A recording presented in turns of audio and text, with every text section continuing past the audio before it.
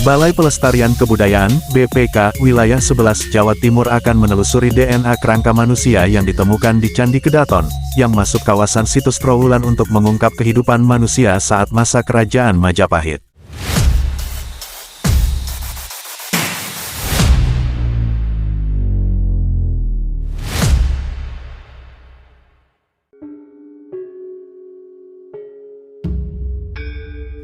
Seorang paleoantropolog akan mampu mengungkap kehidupan manusia pada masa tertentu dari bentuk kerangka manusia yang ditemukan.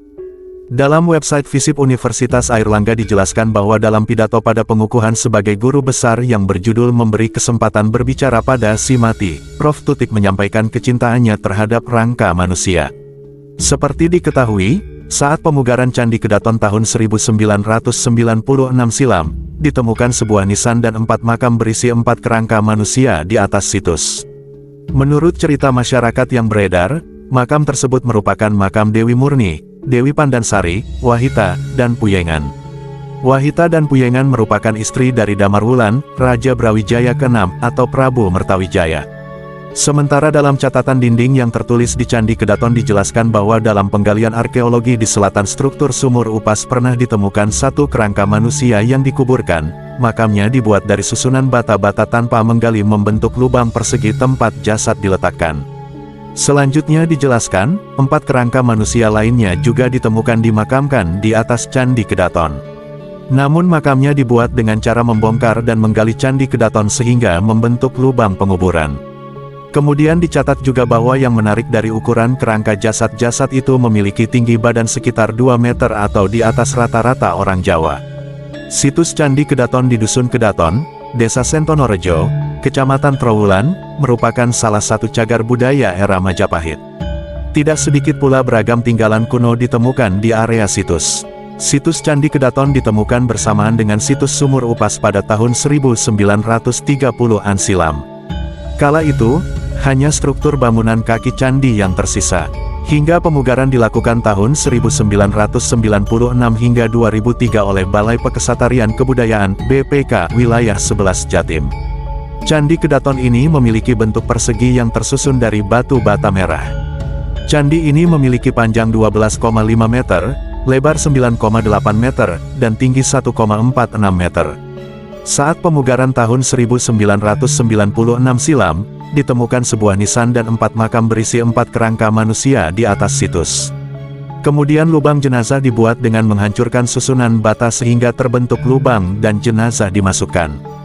Dengan penemuan tersebut menunjukkan jika situs ini memiliki fungsi yang berbeda pada masa sebelumnya. Menurut cerita masyarakat yang beredar, makam tersebut merupakan makam Dewi Murni, Dewi Pandansari, Wahita, dan Puyengan. Wahita dan Puyengan merupakan istri dari Damarwulan, Raja Brawijaya ke-6 atau Prabu Mertawijaya. Bentuk makam dan batu nisan tersebut menggambarkan jika pemakaman tersebut merupakan makam Islam. Setelah dilakukan analisis oleh BPK Wilayah 11 Jatim, penemuan kerangka manusia tersebut berasal sekitar tahun 1529 hingga 1650 Masehi. Selain itu, di depan Candi Kedaton juga ditemukan sebuah sumur kuno yang kerap disebut dengan Sumur Jobong. Sumur Jobong merupakan sumber penampungan air yang memiliki periode yang sama dengan Candi Kedaton. Sumur tersebut dipastikan sebagai tempat penampungan air karena pada lantai dan dindingnya dilapisi lepa yang kedap air serta struktur sumur terbuat dari tanah liat bakar terakota. Ciri dari Sumur Jobong yakni ditanam di dalam tanah. Artefak ini banyak dijumpai di Trowulan. Saat penggalian, ditemukan berbagai artefak seperti gerabah, arca dari batu andesit, pecahan keramik yang berasal dari China, Vietnam, atau Eropa dari abad ke-10 hingga 20 Masehi.